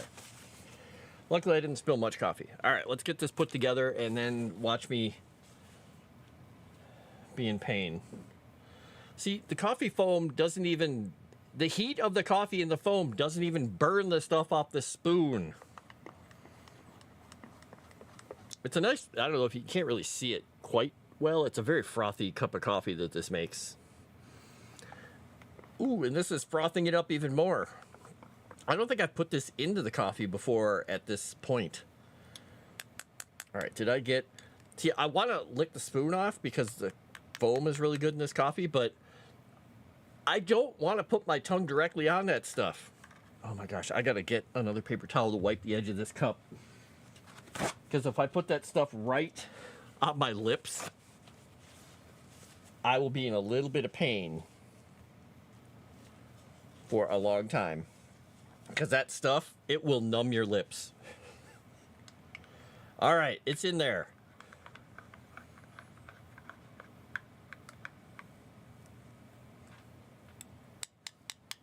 The potion is created.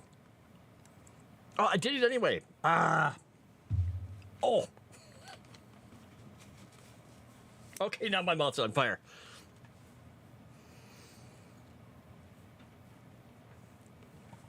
All right, I know I have my saturation on my camera turned down pretty far, but you'll probably start seeing my cheeks getting red soon. And I got to be careful with this because this is super hot coffee. I'm going to probably burn my mouth for 2 Well, for 2 reasons, yeah. All right, gotta not take a huge intake of breath.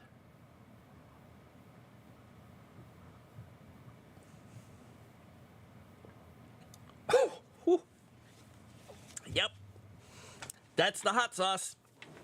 Oh, just right out the nose. All right, I'm awake.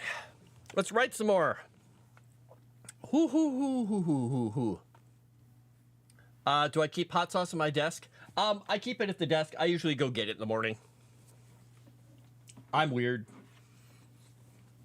But a lot of times I don't even refrigerate them. Like the crazy ones, I don't refrigerate those. They're so hot they'll probably kill anything that's living or dead. Maybe bring some stuff back from the dead and kill it again. I don't know.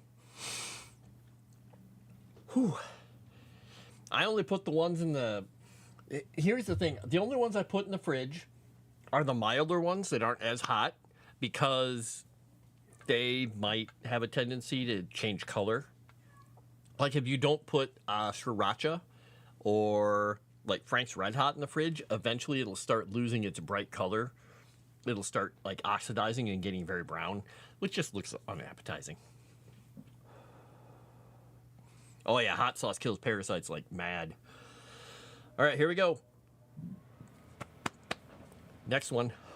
I already took a huge sip out of this cup. And I just inhaled. Gotta be careful not to do that. Breathe out.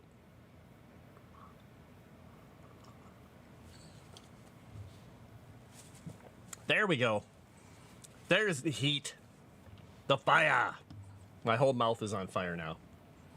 And the best part is it gets in here. So later, I'll still be smelling it.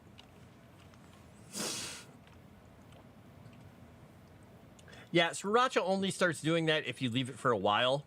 The oil separates slightly. It really depends on how long you leave it. Most of the time, I use my sriracha so quickly it doesn't matter. By the way, last night when we were on Wednesday After Dark, I looked down at my knee, and there was a wolf spider sitting on it. I was like, oh, buddy, here. I picked him up and moved him over there. And then a little later, he was back on my desk. I'm like, dude, what do you want? So I just moved him again. I was like, get out of here, dude. All right, so, I must be addicted. Like, totally addicted to this. As I almost choked because I inhaled this again. As I keep picking it up and just drinking it, even though I just burned my mouth on it, I'm doing it again. I'm such an idiot. But this to you, Dave.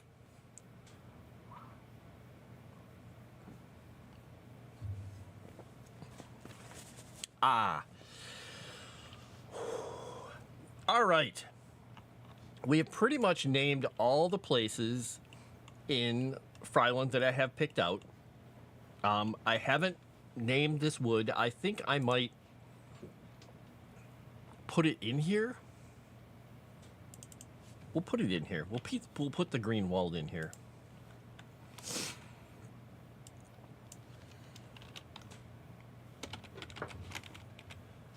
Whew. Burn it, burn it, burn it. I'm sniffling. Yeah, stuff like sriracha is fermented anyway. Yep. I'm feeling frosty and spicy at the same time. I went to go look at my cat and came back to it. I must be an addict. There you go. I do bleed. Yeah, when I put stuff like that, or I put Ground Zero in my coffee and other things, it's some hot stuff.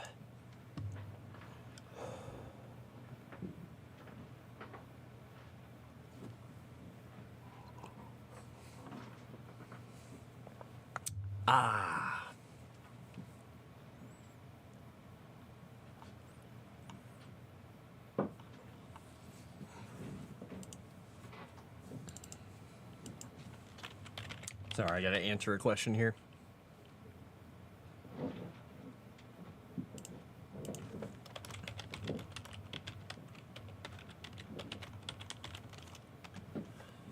There.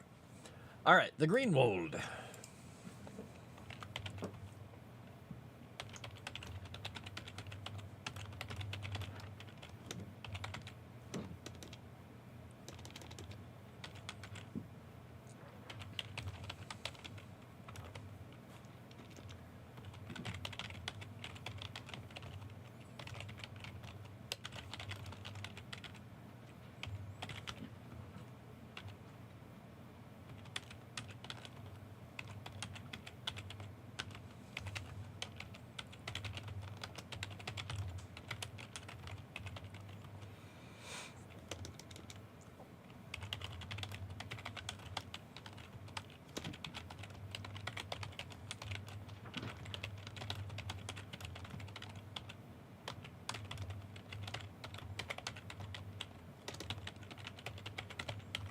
Okay.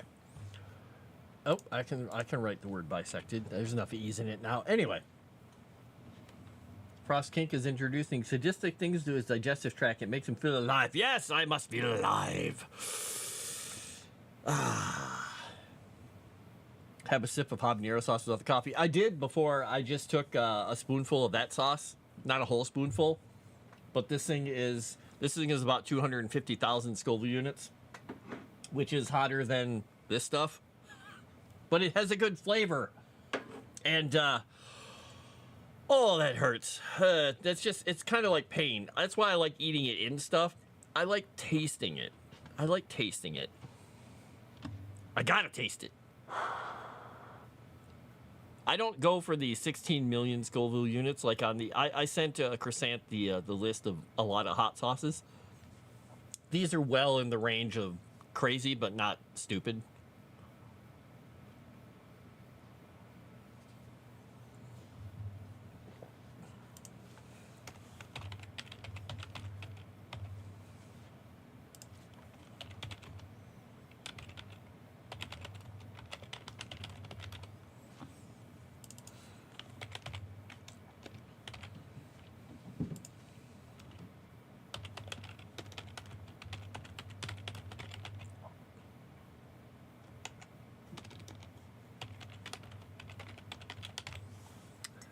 Crazy but not stupid. Yes! I think. We'll go with that. Yeah, I'll go with that. Life is pain, Highness. Anyone who tells you different is selling you something. And I should know. I'm selling myself on hot sauce.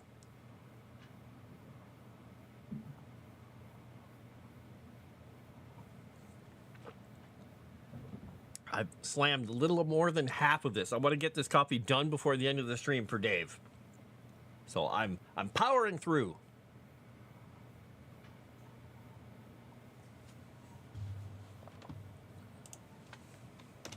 And it hurts a lot.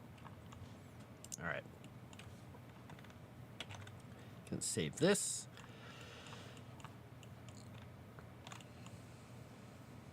All right, so we're going to start putting the names of some of these cities into the caustic strand.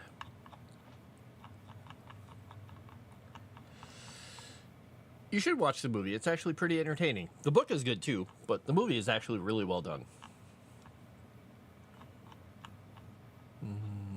It's Agrium. Where is...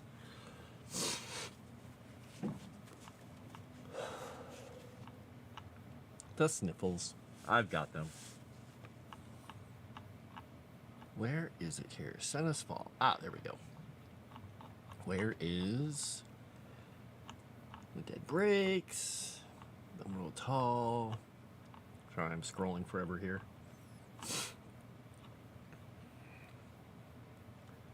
All right, Baths. The Black Dragon Rookeries. The Rambles.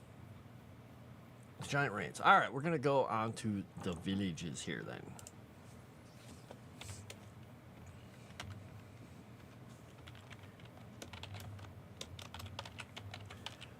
Oops, that's not supposed to be a capital C. Put Castra and A4. Let's not put a cap. I keep putting capitals in the middle of my words. It's not the way to do it.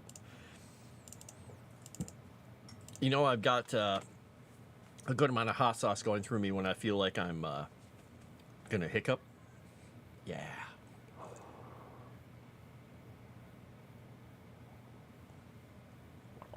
Well, I'll either be talkative tonight during our game, Dave, or I'll be silent and in pain. One of the two. Yeah, I was actually pleasantly surprised at how well they did the movie.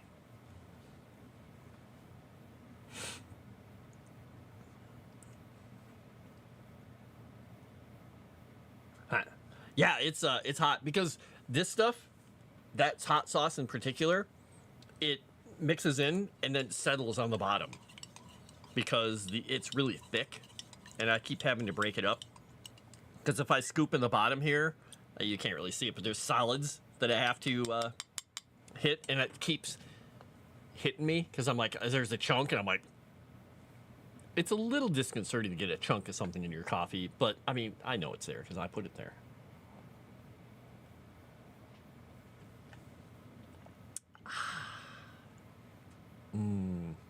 It's got just such a good fire to it, though. Fire! All right, almost done with the cup. Almost done with the cup. All right, Arisium. Then we have Sulis Savis.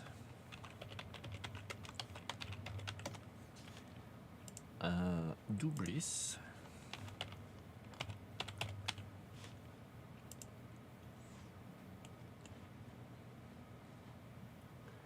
I got the 6 there. Okay. All right, let's give them all their little treatment here. All right. Boom.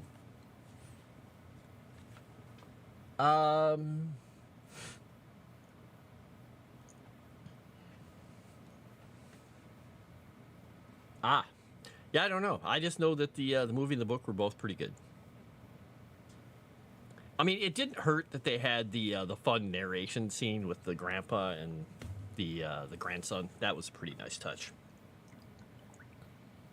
And Peter Falk does a good job, and so does Fred Savage, and I can't remember who played the mom.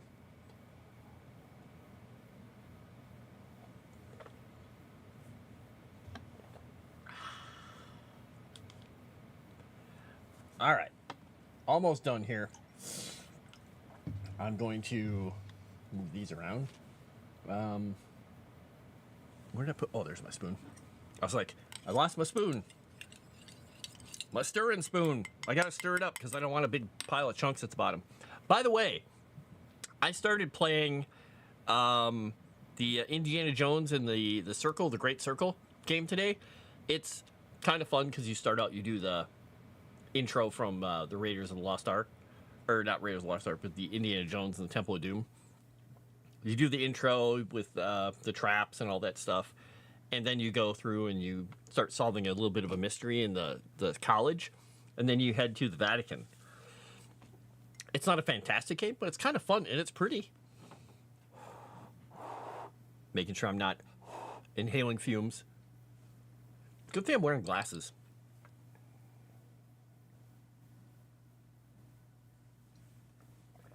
All right, 2 more glurps, and I should be done with this cup. Maybe 1. We'll see. There's a big chunk of hot sauce in the bottom of my cup. Oh, there's just little bits now. All right, there we go. Here. Cup of coffee gone. Oop, I missed a drop. There we go. Your coffee is done, Dave. And now my nose will drain for a little bit.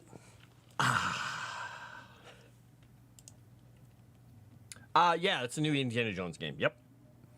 It's, I think it's called the Great Circle? Yeah, Indiana Jones and the Great Circle. The voice actor they got for Indiana Jones is pretty good. The other ones don't really sound like the characters, but they work. They work fine. I did it! Yep, you go to the Vatican. I'm running around the Vatican. Cthulhu reference-ish. I'm beating up black shirts. Because Mussolini's black shirts are all over the Vatican in 1937, evidently. I have no idea who that is, but sure, Troy Baker, we'll go with that. I don't know who Troy Baker is.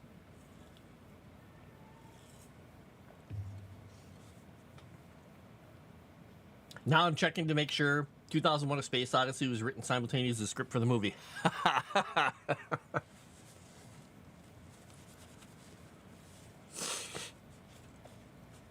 Troy Baker voices everything in games nowadays. Okay. I wouldn't know. Because I'm a dork. It is Troy Baker. The Troy... Oh my gosh, it's almost time to go. What? The hot sauce. It made me go through a time warp. Well, I got a ton of stuff done. I got to suck down 2 cups of coffee. One of them with so much hot sauce in it that it was probably a mistake. Because I'm going to have hiccups. But it's all for a good, I guess, cause. Me being in pain. But also helping out the crew on Saturday. So thank you very much, guys. That is awesome. And Dave, that also means you get to make a trinket with Erudai and I. A trinket of some sort. Hopefully it will not be Mort related.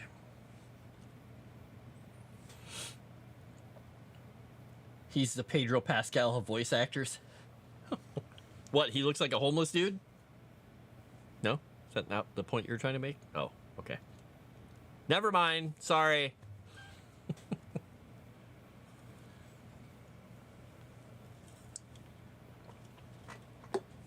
All right.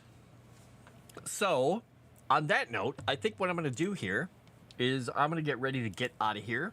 And, yeah, I'm probably going to go play some Indiana Jones. So, what else do we have going on tonight? We've got, let's see. Tonight we have, I think, Sevi is going to go live. I think Sevi is supposed to be, oh no, tomorrow is Sevi's stream. So I think, what do we have going on tonight? We've got Dragon Queen. Is Dragon Queen on in an hour? Hopefully. Ooh, I'm sniffling more. I need another, a Kleenex. Which is not a Kleenex. A Kleenex brand tissue. I mean, a paper towel. So, I